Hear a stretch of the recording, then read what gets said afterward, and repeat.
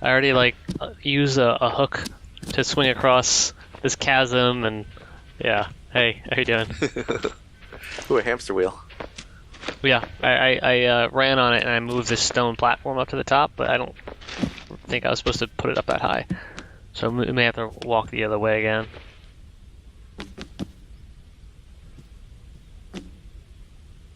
Here, see? Should be coming down. Oh yeah, I see what you're talking about. I think you just have to lower it enough so we can put this ramp Yeah. up to How's that look? it. A little lower? Maybe a little bit, A yeah. little lower, yeah. That's good.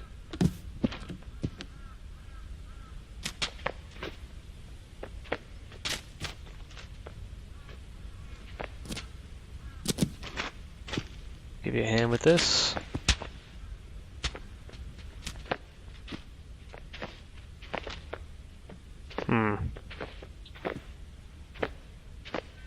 Maybe we lower it all the way and then... Yeah, and then put it on and then raise it a little bit.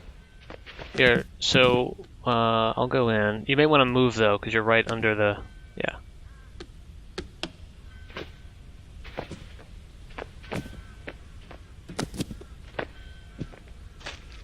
There we go. And my third gripe with the game is some of the voice acting is a little over the top silly. Like I feel like they got pretty good voice actors for some of the main roles, but there's so many characters in the game that you interact with and talk to, and I think they had to get just people from around their development team to do some of the voice acting. Oh, that's kind of the worst. Yeah, so some of the voices are just not what you would expect. My hand's stuck. There we go.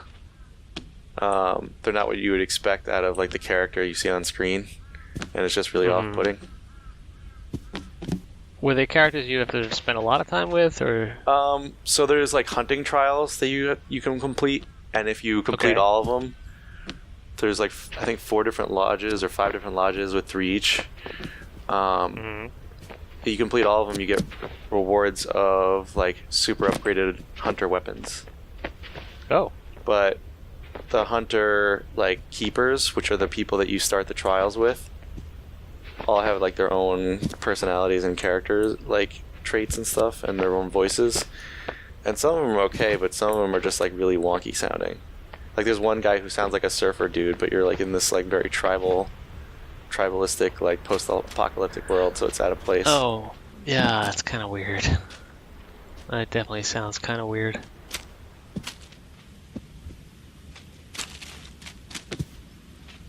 But despite the gripes, you enjoyed your time with it? Yeah, I'm still enjoying my time with it.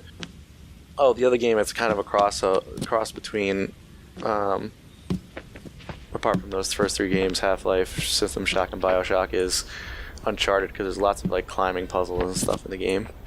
Well, it sounds a bit like Breath of the Wild as well, to be honest. You know what? That's actually a better analogy, because there's lots of there's not stamina in the game, but there's lots of jumping puzzles, and there's even, you know how you unlock or what's the term I'm looking for? You explore or expose a lot of the map, like the Fog of War in Breath of the Wild, by climbing those towers. Well, there's a similar concept in this game, which is there's this giant giraffe-looking machines with disc heads called tall necks that you climb up to, and when you get to the top, you hack them, and then it exposes a lot of the map to you, so you can see where things are. Sounds very similar. Yeah. Do they roam around a small area? Yeah, they're walking around in a small circle. And is there any sort of challenge when it comes to climbing them, or is it just okay, just climb it? Yeah, no, there's some challenge to it, and you get an achievement for completing all of them, or trophies. Nice. How big is the game world? Is it pretty massive? Yeah, I'd say to walk across the entire thing in real time probably takes an hour to an hour and a half, maybe. Oh wow. Because you can't go straight lines, there's mountains and stuff you have to circumvent. So you have to walk in zigzag patterns a lot of the time. Alright, it's pretty tricky up here. You have to jump through a window. This barrel's already a challenge for me, so don't wait I'm up. in. I did it. There we go. I did it. But not only do you get bows, you have like a spear. That's like your default weapon that never runs out of ammo. And then you have slingshots and like bolt casters, which are like close range, like machine gun crossbows. And what else? You get rope casters, so you can like tie enemies down, especially flying enemies. That's super useful with, because flying enemies are really hard to target.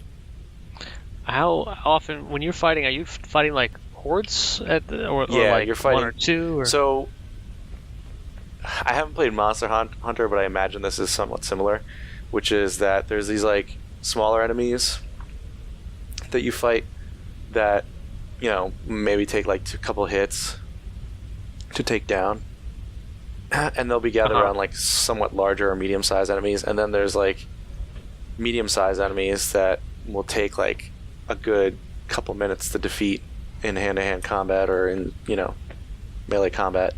And then there's like huge behemoth enemies that will take like a good 10-15 minutes to take down.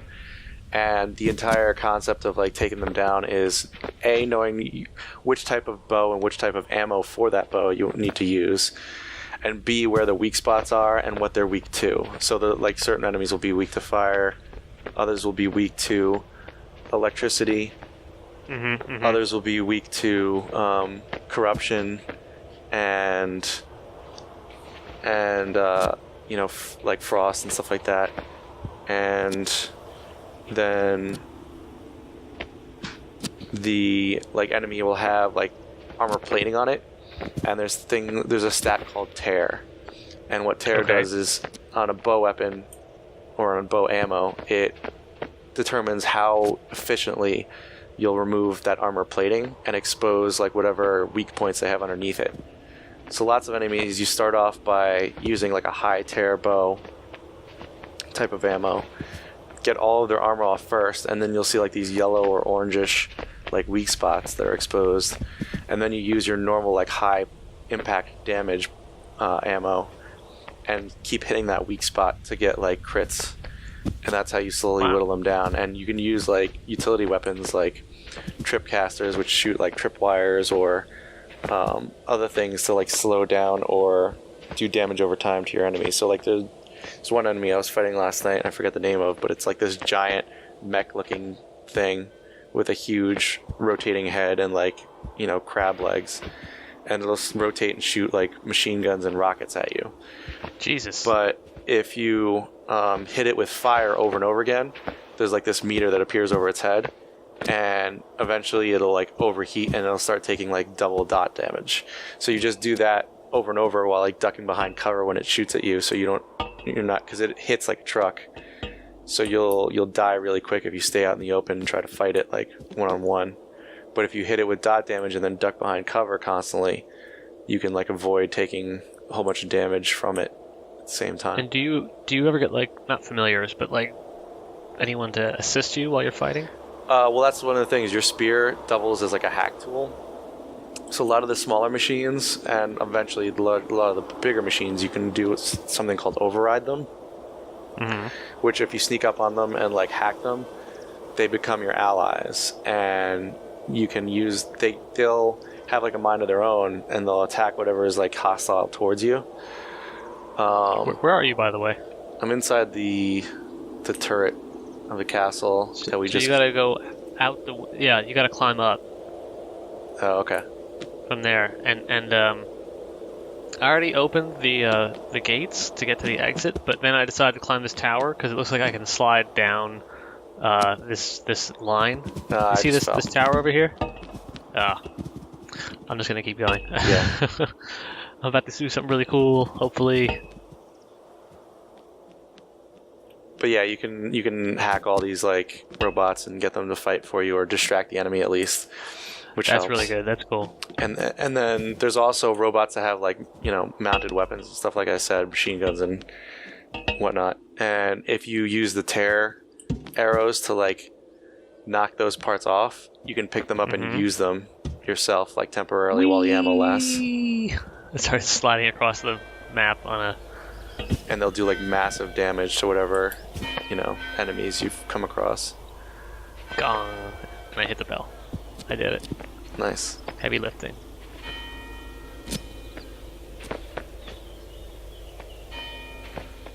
But the game world's beautiful. It's like a border between being cel shaded and like realism. So there's like certain aspects of it that look kind of I fell off again. That look kind of cel shaded, but there's others that look more realistic in the way that they're portrayed. Mm-hmm. And there's lots of dialogue in the game. In the beginning I was listening to everything, and now I've just decided to like skip through because there's just too much. Mm-hmm. And you could sit there for hours listening to like this dialogue, which a lot of it has to do with like the history of how this world became what it is. Yeah. And so far, what I've gathered is, well, no spoilers here. Well, it's 80% of the way through. I mean, it's more or less the what you would expect, which is like machines took over the world and humans had to fight back. Yeah. All right, I think So like the machines sort of assimilated human animals. Yes. Or decided to copy them. Kind of, yeah. Interesting. I'm really screwed because this barrel just tipped over and now it's falling off the world. Oh. I think it'll respawn.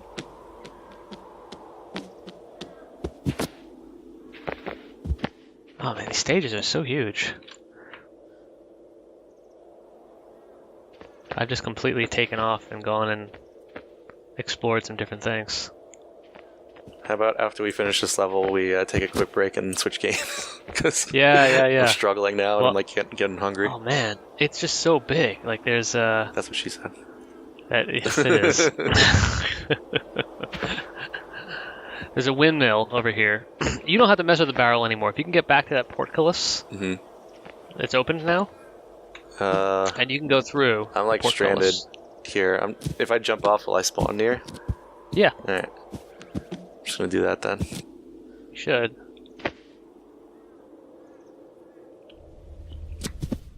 Well, I spawned back where I was. All right, let me get to the next spawn point, and then. Okay, here we go. Come on. I really want to play. I really want to play Oh, Divinity Original Sin 2, though. It looks pretty awesome, and I keep hearing good things about it. Did you play the first one? No, I haven't. All right, jump off again. By the way, you'll spawn back to me now. I just hit a save point. It's kind of crazy. Did you ever play a Baldur's Gate style game? Hello. Is that similar to Dragon Age at all? No, it's like an isometric 3D. Well, wasn't Dragon Age RPG? isometric? No, Dragon Age is a 3D game. Isometric is like 3/4 view, like a Diablo, right? Except, but it's like it's just the perspective thing. It doesn't matter whether it's 3D or not. It's just a matter of where the camera is positioned. A little bit. So this game is very, very dialogue and choice heavy, and you can break everything about the game. So you can build your class however you want. You can control multiple characters with multiple people. So like if you're playing with 2 or 3 people, you can all control each other's characters. Gotcha. If you wanted to. Check it out. Look behind you. There's a castle built into this cliff wall. Yeah, that's what I was talking about before with the cottage to the left and the catapult. I think we just have to go down here. I've also been playing a bunch of Civ 6 since the expansion. Yeah, and I'm liking it. Yeah, I would love to hear about how that's going. So I kind of missed, but I'm still alive. I just got a new save point, so if you drop, you'll be here. All right. Hey, it's so funny watching you fall from the sky. My hand's stuck behind my head. Nothing in this cottage. All right, what the heck do we do? Oh. Okay. There's a log. Well, there's a catapult down here. Let's launch it. Launch the anvil? Yeah. Let me give you a hand, hold on. Ugh. Maybe you can lift a little bit. Lift. Nope, that's not gonna work. Oh, shit.